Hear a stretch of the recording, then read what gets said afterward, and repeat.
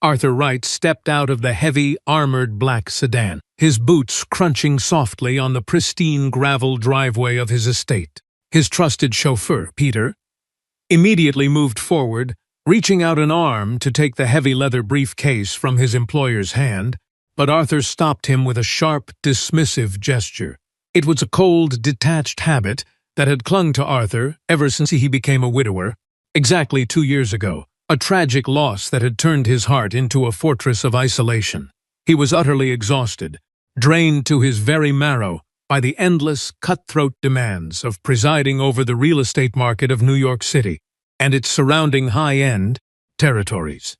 Being the undisputed king of a financial empire was a grueling, soul-crushing endeavor, especially when the destination at the end of the day was not a warm home, but a sterile monument to wealth.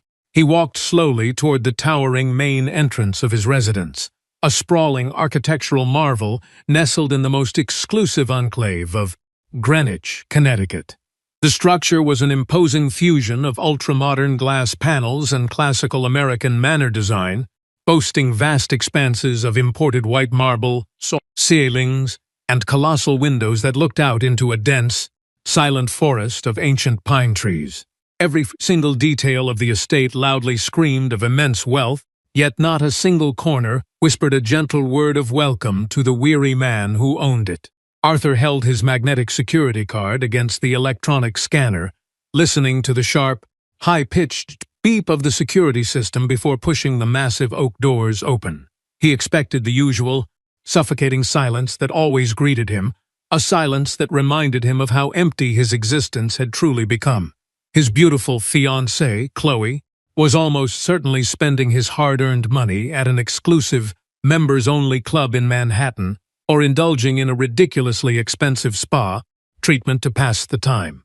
Meanwhile, his precious twin sons, Samuel and Logan, who were merely 3 years old, were likely locked away in their distant playroom on the upper floor, staring blankly at tablet screens, or forced into an early nap. This was the rigid, joyless routine that defined his household, a gray and predictable existence where appearances mattered far more than actual human connection. Arthur carelessly tossed his heavy leather briefcase onto the polished floor of the grand foyer, the sharp impact of the expensive leather echoing loudly through the empty, cavernous hallways.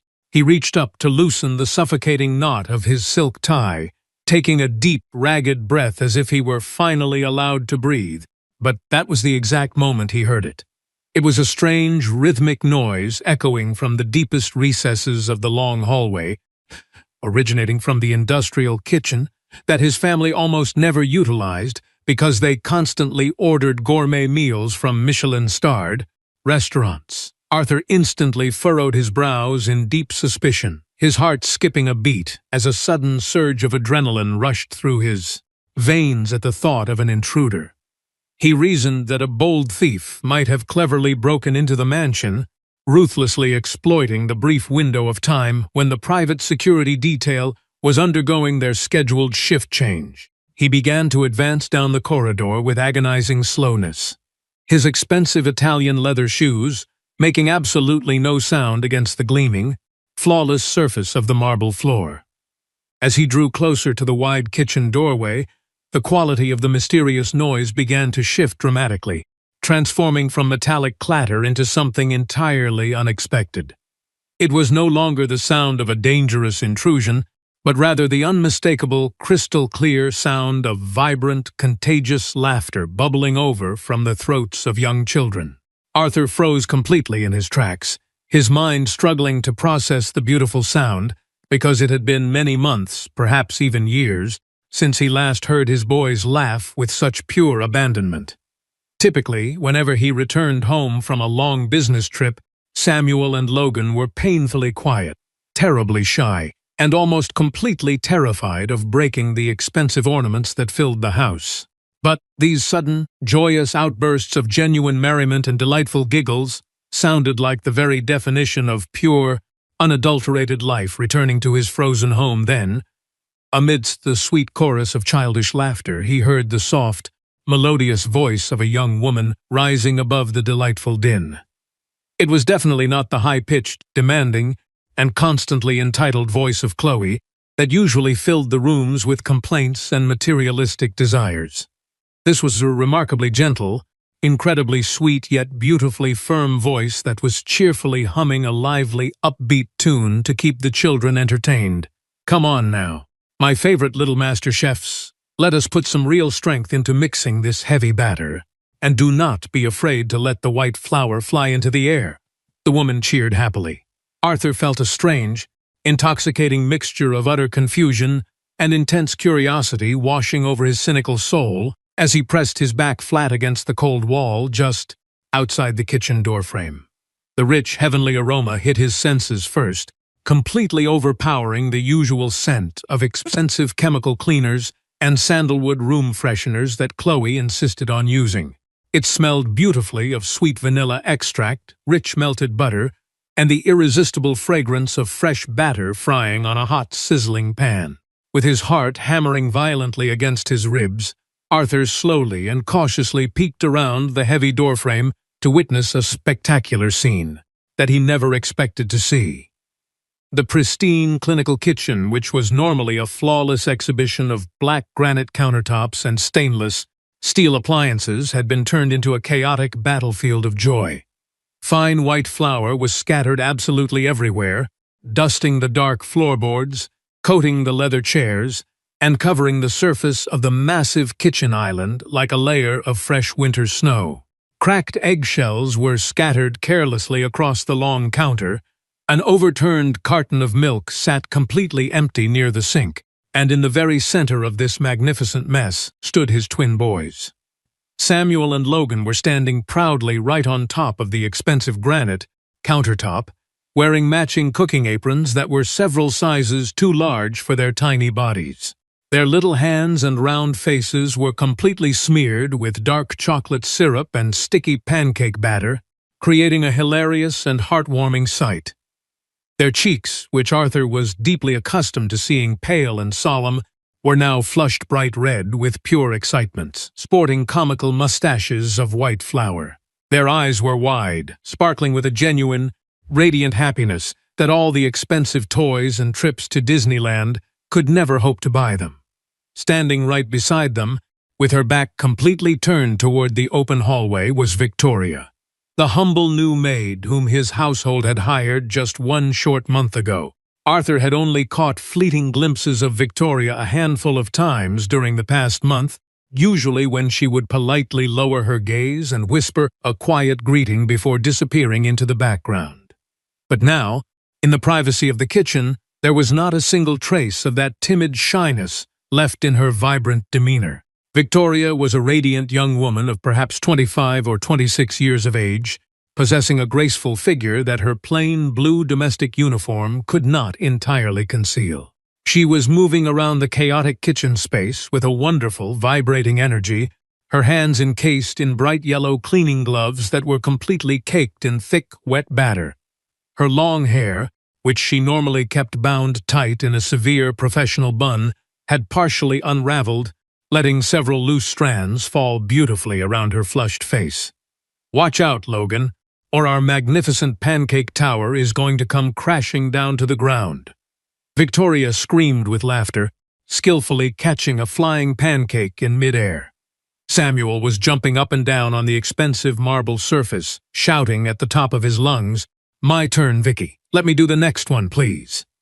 Victoria immediately caught him around his tiny waist with a remarkable strength and a deep, motherly certainty that completely hypnotized Arthur as he watched from the shadows. She lifted the young boy up into the air as if he weighed nothing more than a stray feather, positioning him perfectly so his small hands could reach the mixing bowl.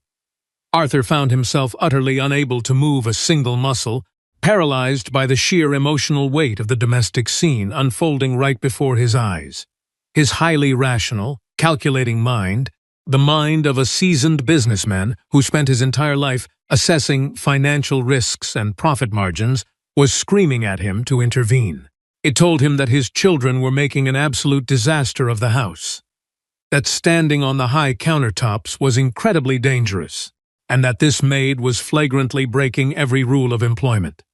Yet his aching heart, which had been completely frozen in ice since the untimely passing of his beloved wife, felt a strange, long-forgotten warmth spreading through his chest. He was witnessing his children being truly deeply happy for the first time in 2 long years, finding immense joy not in wealth but in a simple mess of flour. Victoria turned her profile slightly to reach for a clean kitchen towel, allowing Arthur to catch a full, unobstructed view of her lovely, unadorned face.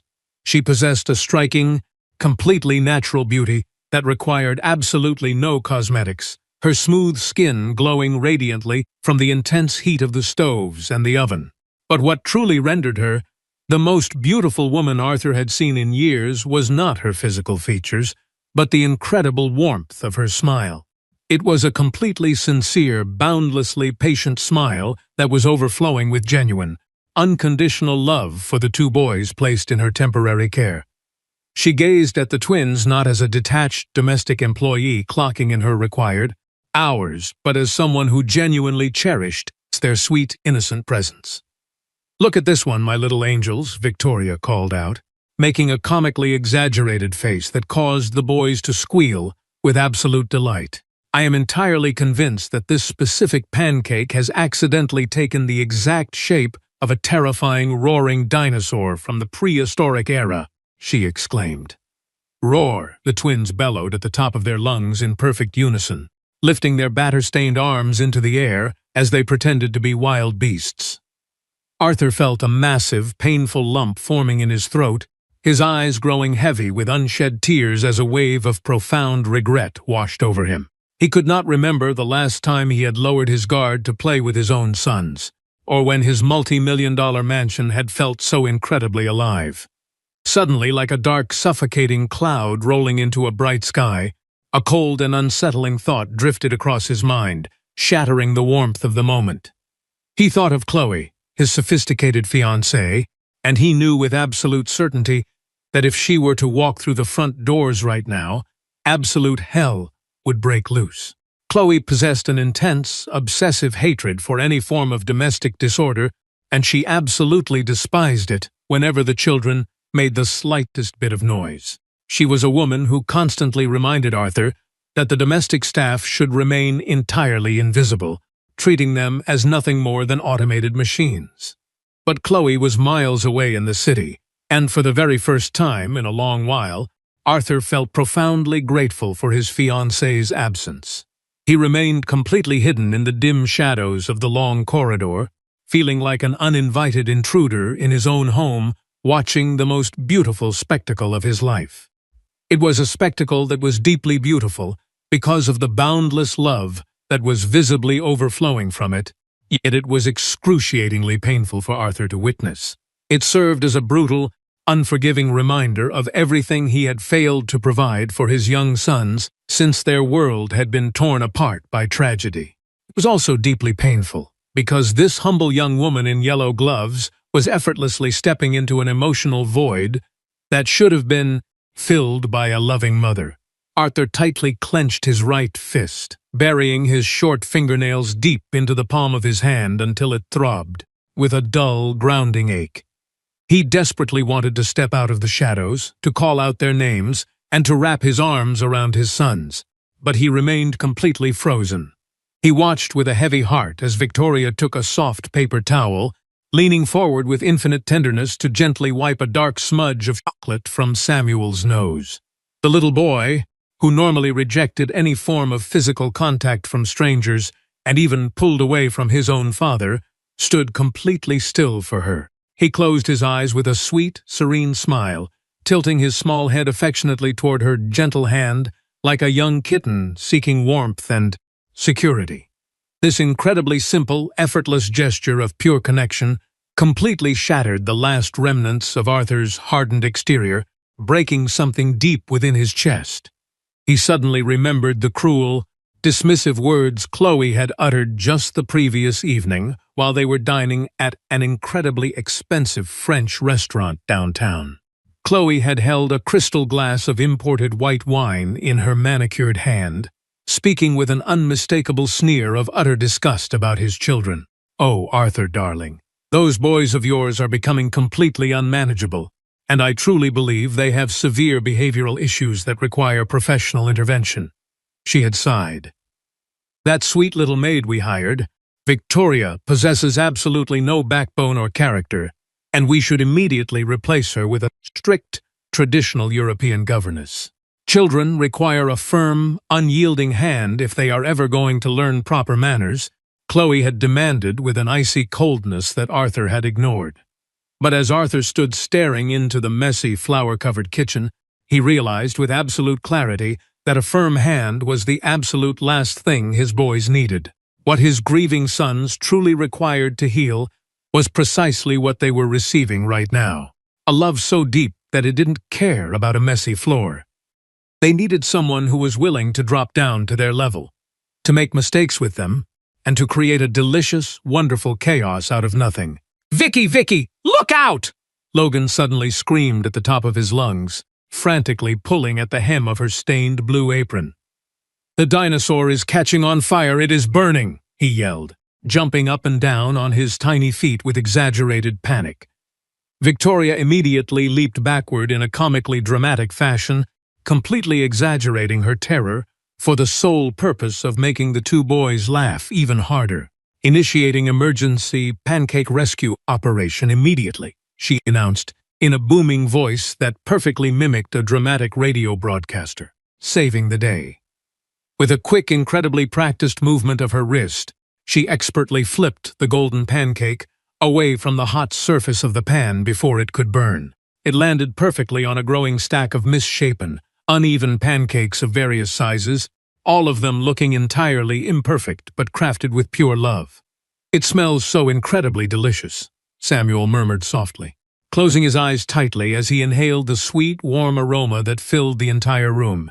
It truly did smell heavenly, a comforting scent that stood in brutal, violent contrast to the cold, suffocating perfumes that Chloe always brought into the house. The beautiful scene before him felt so profoundly private and sacred that Arthur suddenly began to feel a deep wave of guilt for spying on them like a thief. It felt as though he were unworthily witnessing a holy ritual of healing that he had no right to disturb without warning, prompting him to retreat. Victoria leaned down slightly so that her eyes were perfectly level with the twins, her face beautifully illuminated by the soft afternoon sunlight streaming through the windows. "Very well, my brave little chefs," she whispered in a conspiratorial tone that made the boys lean in close to catch her every word. "Now it is time for us to add the top secret ingredient, the one special thing that makes these pancakes taste exactly like a piece of heaven." The twins shook their heads rapidly from side to side, their eyes wide with intense fascination, as they waited for her to reveal the great secret. Arthur found himself leaning forward just a fraction of an inch as well, completely captivated by her words and desperately wanting to know the answer. "The secret ingredient is—" Victoria paused for a long, highly dramatic moment before suddenly reaching out to tickle both of their bellies simultaneously. An immense amount of pure love, followed by a generous handful of sweet chocolate chips. She cheered as the boys erupted into another fit of laughter. She pulled a hidden bag of chocolate chips from behind the toaster, scattering them across the warm plates like sweet confetti. Arthur felt a sudden, sharp pang of intense jealousy piercing through his chest. A bitter jealousy directed at the beautiful, seamless connection they shared. He felt a profound envy that a humble domestic worker earning a modest wage could effortlessly bring a level of happiness to his sons that his millions couldn't. He looked at his life and realized how utterly lonely and hollow his existence had become between endless corporate meetings, international flights, and a demanding fiancé. He knew deep down that Chloe cared infinitely more about the unlimited spending limit on his black credit card than she ever would about his sweet sons. Wishing to digest these overwhelming emotions in private, Arthur took a careful step backward into the shadows, intending to retreat silently to his private study upstairs. But fate had an entirely different plan for Arthur that afternoon, as his heavy heel accidentally collided with a large, decorative ceramic vase resting on a side table. The expensive vase did not shatter upon impact, but it wobbled violently against the wood, producing a loud, scraping sound that shattered the kitchen's joy. In an instant, the beautiful flow of time inside the kitchen froze completely, and the wonderful sound of children's laughter died a sudden, agonizing death. Victoria spun around toward the open doorway with lightning speed, her eyes wide with a sudden, paralyzing terror that replaced her beautiful smile in a second. She knew with absolute certainty that her wealthy employers were not scheduled to return to the Greenwich estate for at least another 3 full hours. She knew that the pristine kitchen currently looked like a complete disaster area and that the employer's children were standing in a strictly forbidden zone. "Mr. Wright," she choked out in a horribly trembling voice, instinctively raising her flour-covered hands to her mouth as her face drained of all its color. The young twins, sensing the immediate wave of terror washing over Victoria and seeing the imposing figure of their father, reacted completely out of pure instinct. They did not run toward their father for comfort, but instead committed an act that instantly shattered Arthur's fragile heart into 1,000 bloody pieces. They scrambled backward across the counter to hide themselves entirely behind Victoria's legs, seeking protection from their own father as if he were a dangerous monster. The heavy, suffocating silence that descended upon the messy kitchen was completely deafening, broken only by the low, monotonous hum of the massive stainless steel refrigerator. Victoria was as pale as a ghost, her mind racing as she thought of her employment, her livelihood, and her sick mother depending on her. She was entirely convinced that she was about to be fired on the spot for destroying the kitchen and placing the children in danger. "Mr. Wright, please, I can explain everything," she stammered out, lowering her head in a gesture of submission that deeply pained Arthur to see. "You returned home so much earlier than expected, and I am so terribly sorry for this awful mess, but the boys just wanted to learn. I will clean every single inch of this room immediately, and I promise you that everything will be completely spotless in just a few minutes," she wept. Her hands were shaking so violently from pure panic that she accidentally dropped her cleaning cloth onto the floor, bending down frantically to retrieve it. Arthur slowly stepped into the brightly lit kitchen, each of his heavy footsteps echoing loudly against the floor, as Victoria closed her eyes in fear. The children pressed themselves even closer against her uniform, staring at Arthur with wide, distrustful eyes as he finally reached the edge of the island. He extended his right hand slowly, and Victoria flinched away slightly, expecting him to point angrily at a stain. But Arthur did none of those things. Instead, he gently ran his index finger through a small mound of white flour on the counter, staring at his dusted finger with an unreadable expression. He lifted his head to look directly into Victoria's eyes, and despite her intense fear, she returned his gaze with an inspiring, quiet dignity. "Victoria," Arthur said, his deep, resonant voice cutting through the thick silence of the room like a heavy stone dropping into a still pond. "Yes, Mr. Wright, I am so incredibly sorry," she whispered softly, her shoulders trembling as she prepared herself for the inevitable wave of anger. Arthur looked past her to gaze at his 2 sons, who were still watching him with an intense amount of caution and deep suspicion. Then, for the first time in what felt like an eternity, a soft, genuine smile spread across Arthur's face. Not his professional business smile, but a real one. "Tell me, boys, are these homemade pancakes truly as delicious as they look?" he inquired gently, his soft tone melting the tension in the room. The unexpected question hung in the warm air for a moment, leaving Victoria blinking in utter confusion as the twins slowly let go of her apron. "Daddy?" Logan asked in a hesitant, tiny voice, his small brow furrowing as he tried to comprehend his father's sudden, gentle demeanor. "They smell absolutely wonderful," Arthur continued, completely ignoring the monumental disaster surrounding him, as he stepped even closer to the grand kitchen island countertop. "They have a lot of sweet chocolate chips mixed into them, don't they, Samuel?" he asked, prompting the braver twin to take a small step forward. "Yes, Daddy, they are special dinosaur pancakes. And Vicky taught us how to make them roar." The young boy cheered, his fear vanishing completely. Arthur immediately dropped down to his knees, utterly unconcerned that his custom-tailored, incredibly expensive designer suit was resting on a floor covered in white flour. That sounds like an absolutely incredible adventure, and I was wondering if there might be any chance that Daddy could try a piece of it.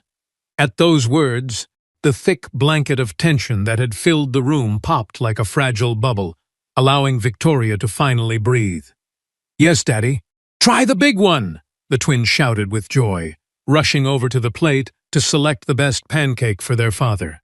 Arthur accepted the beautifully deformed, slightly undercooked pancake from his son's sticky hands and took a large bite without a single moment of hesitation.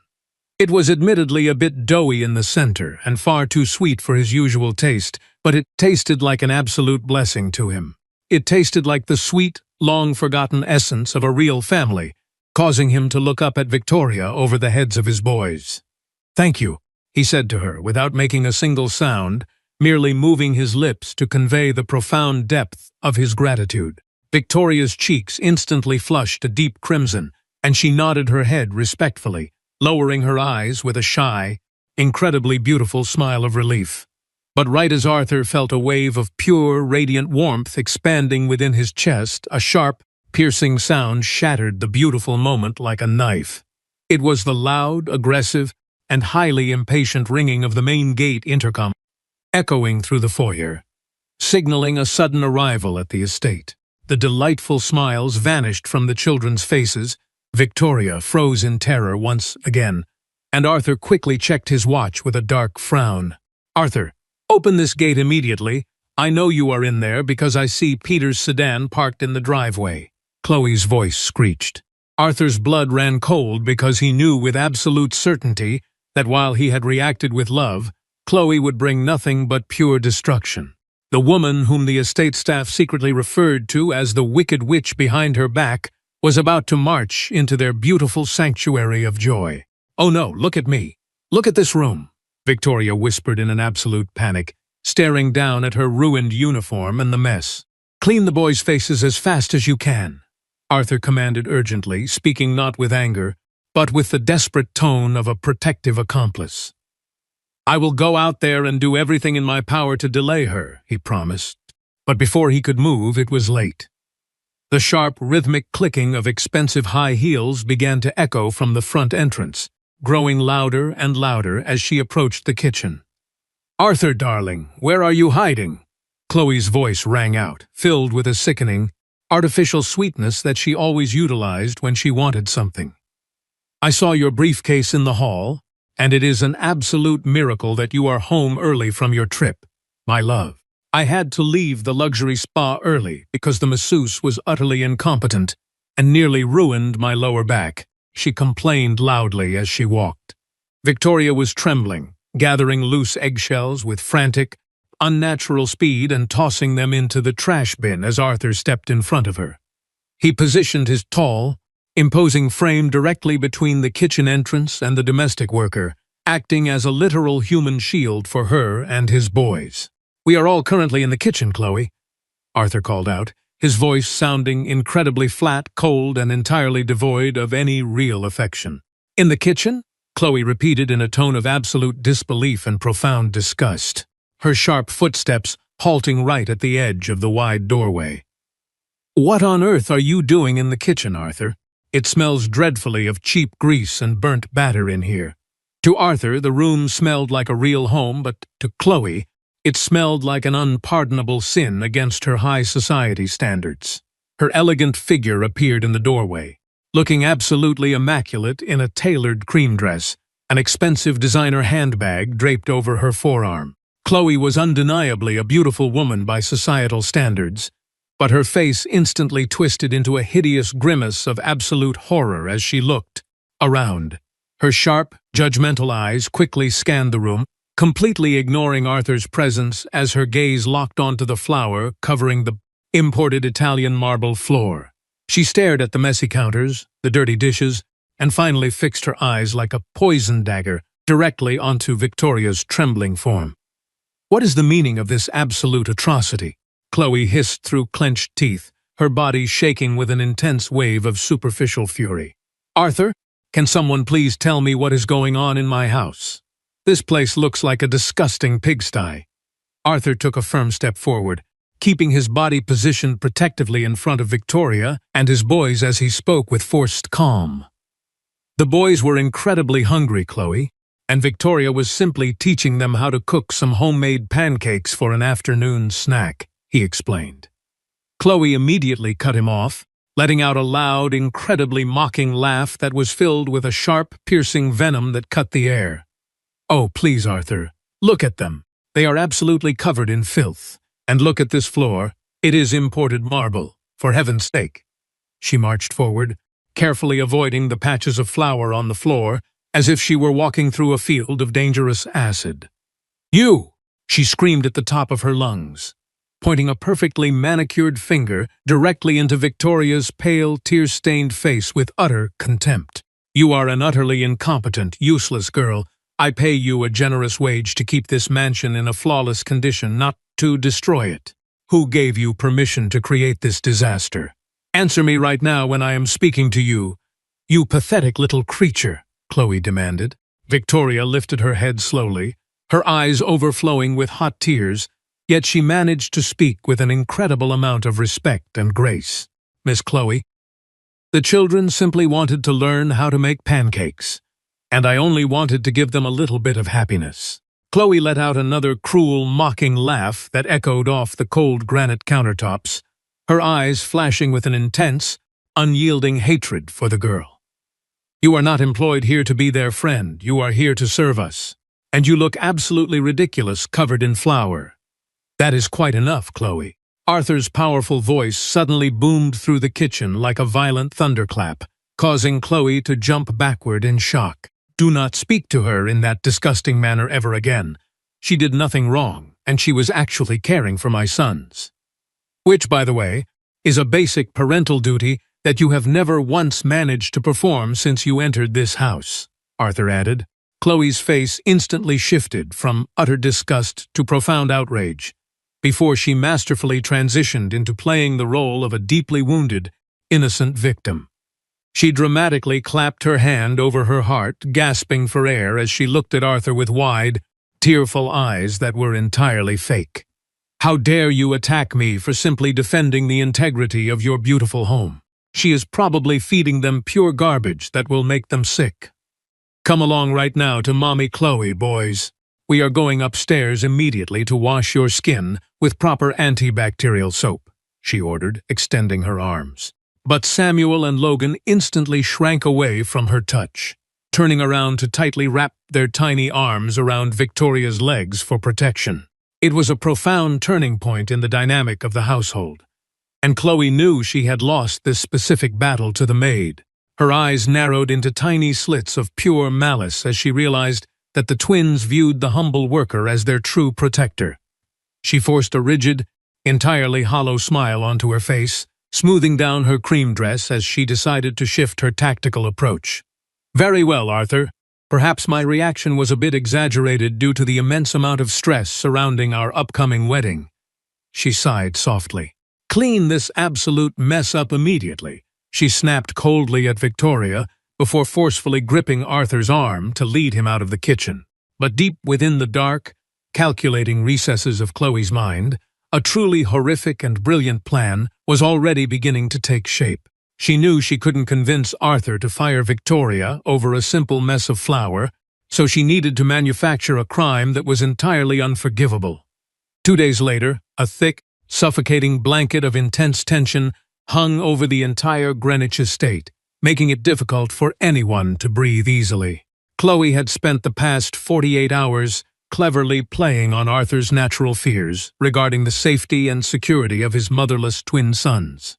"I simply do not trust these lower-class domestic workers, Arthur, because poverty frequently drives desperate people to commit terrible crimes," she whispered to him.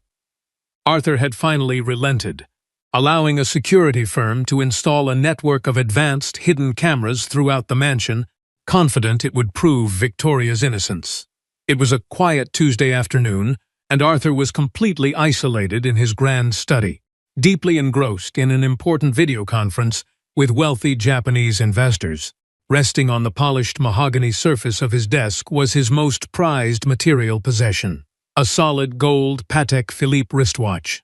It was a priceless heirloom passed down to him by his late father, valued at well over $200,000 in the luxury market. He had temporarily removed the heavy timepiece from his wrist because the thick gold band was uncomfortable while typing out an analytical financial report. On the upper floor of the mansion, Victoria was completely occupied, gently bathing the twins and singing them a sweet lullaby to keep them calm. Chloe, who had been slinking through the quiet hallways like a predatory wolf hunting its prey, instantly recognized the perfect opportunity she had been waiting for. She silently glided into the dark study while Arthur's back was completely turned toward the door, his ears covered by noise-canceling headphones. Her eyes flashed with an intense combination of greedy satisfaction and pure malice as she reached out her hand to quietly snatch the watch. She slipped the golden watch into the deep pocket of her dress and quickly made her way down to the staff quarters. She located Victoria's worn, faded canvas handbag hanging innocently on a coat hook near the back entrance of the large mansion. With a twisted, victorious smile, she unzipped the bag and buried the priceless watch beneath a small, handmade, crocheted coin purse. "Goodbye forever, Victoria," Chloe whispered maliciously to her own reflection in the hallway mirror, entirely confident that her dark plan was absolutely flawless. What Chloe failed to realize in her arrogance was that a tiny, state-of-the-art camera hidden inside a smoke detector had recorded everything. Later that evening, a massive panic erupted when Arthur discovered that his father's priceless heirloom was completely missing from his mahogany desk. "Chloe, have you seen my father's gold watch anywhere?" he asked, his voice tight with an intense amount of anxiety and growing dread. Chloe played her scripted role to absolute perfection, gasping in shock before lowering her voice into a dramatic, calculated whisper of false concern. "No, my love, I haven't seen it.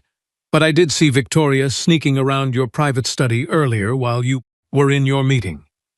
Arthur desperately wanted to believe that Victoria was entirely innocent, but the planting of the evidence had been done with expert precision. He called Victoria into the grand living room and requested that she bring her canvas handbag along with her for a routine inspection. The scene that unfolded within the luxurious living room was an absolute nightmare of raw, human suffering and deep, heartbreaking betrayal. Victoria wept uncontrollably, falling to her knees as she swore on the sacred memory of her late father that she had never stolen anything. Chloe stepped forward, brutally ripping the canvas bag from the crying girl's hands and violently dumping its entire contents onto the glass table. A loud, sickening clatter echoed through the room as the solid gold Patek Philippe watch slid across the glass, spinning to a stop. The ensuing silence that descended upon the grand room was completely deafening, suffocating the very air as Victoria stared at the watch in horror. "I knew it! I knew she was nothing more than a disgusting common thief!" Chloe screamed triumphantly, her voice echoing up the grand staircase. Up on the landing, the young twins were sobbing bitterly, their tiny hearts breaking, as they watched their beloved nanny get publicly humiliated. Arthur felt his own heart shattering into 1,000 pieces, because to his logical mind, the physical evidence before him was completely undeniable. Desiring to spare his weeping children the horrific sight of a police arrest, Arthur coldly ordered Victoria to leave his property immediately that night. He watched her walk out into the pouring rain in the middle of the night, her spirit completely broken by a crime she didn't commit. The days that followed Victoria's sudden banishment were a living nightmare, turning the Greenwich mansion into a silent, frozen tomb of misery. The twin boys flatly refused to eat their meals, crying themselves to sleep every night as they desperately called out for their beloved Vicky. Chloe tried to force them to eat, but her lack of patience quickly resulted in violent screaming matches and aggressive shoving. "You ungrateful little brats!" She would scream at the top of her lungs whenever she believed that Arthur was safely out of earshot. But Arthur was not out of earshot, and the suspicious nature that had made him a billionaire forced him to investigate the truth. On the third afternoon following Victoria's departure, Arthur sat alone in his dark study, a glass of amber whiskey trembling in his hand. An electronic notification flashed onto his computer screen from the security firm, informing him that the new archival footage was ready. He clicked on the file, and what he witnessed on the high-definition video caused him to drop his crystal glass to the floor. He watched in absolute horror as Chloe slunk into his study, stole his father's watch, and maliciously planted it inside Victoria's bag. He fast-forwarded through other recordings, watching Chloe viciously pinch Samuel's arms and violently shove Logan into a dark room when he cried. Arthur realized with a terrifying clarity that he had banished a pure angel from his home, leaving his children at the mercy of a monster. He did not explode into a blind rage. Instead, his immense anger became deathly cold, calculated, and focused entirely on a righteous revenge. He picked up his phone and dialed Peter. "Peter, I need you to locate Victoria's current address immediately, and then I want you to introduce her to Mrs. Eleanor."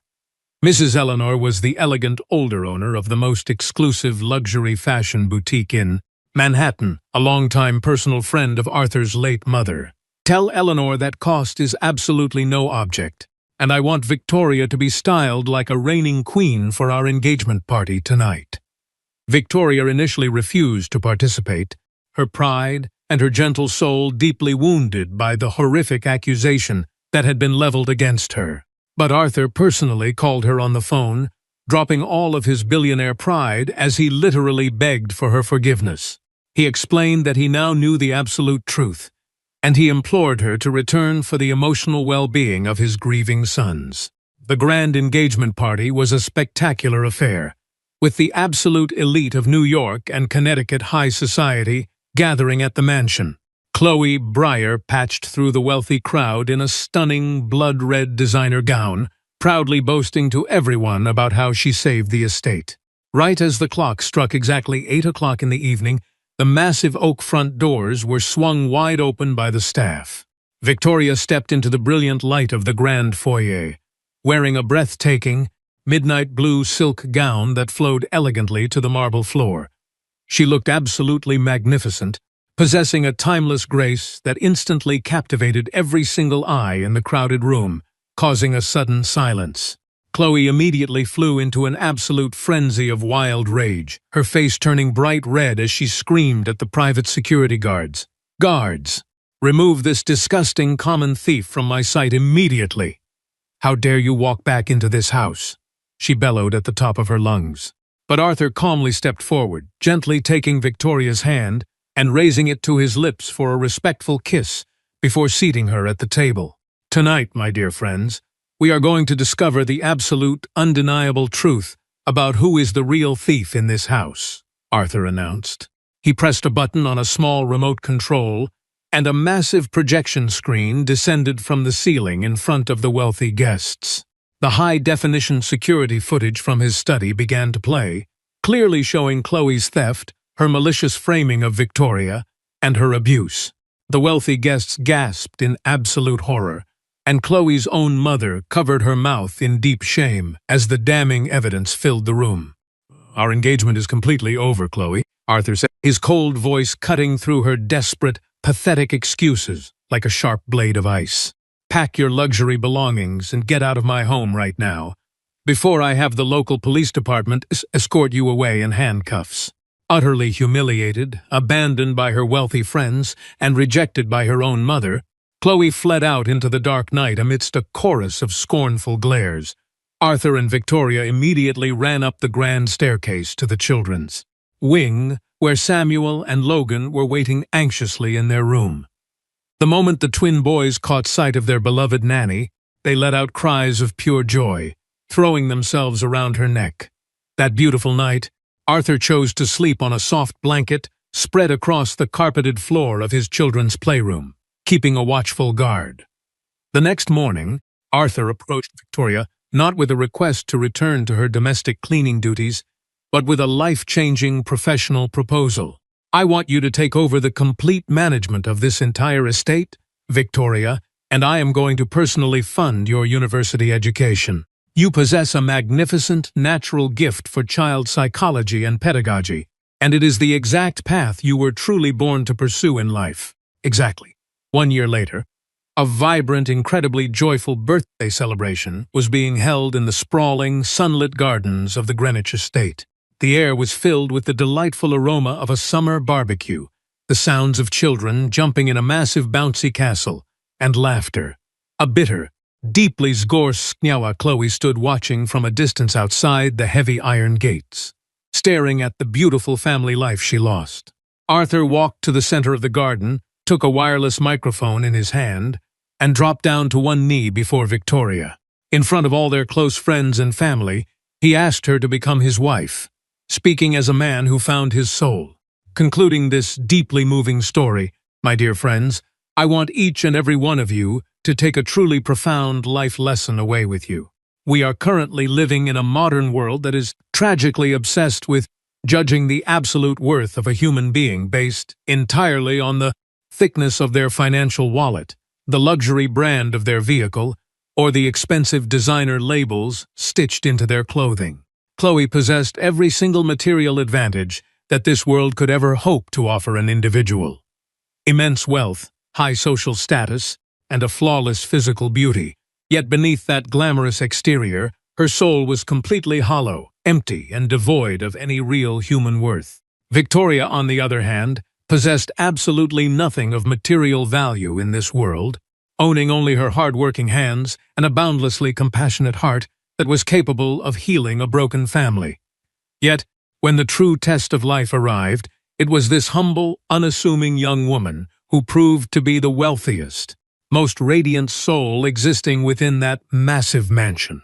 True wealth has absolutely nothing to do with the numbers displayed on a digital bank statement, but is defined entirely by how we choose to treat those vulnerable individuals who can offer us absolutely nothing material in return.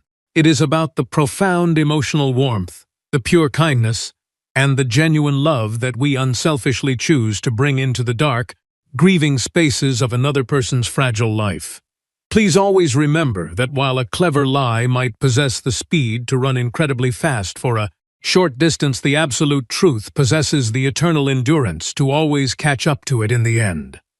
Never allow the cynical, cold nature of this modern world to terrify you into abandoning your innate goodness or locking your heart away from those who desperately need your light. Because when the final curtain of our lives begins to fall, it is not the sparkling diamonds around our necks or the gold on our wrists that will keep our souls warm in the twilight of old age, but rather the enduring love of those precious individuals for whom we were genuinely, unselfishly good in this life.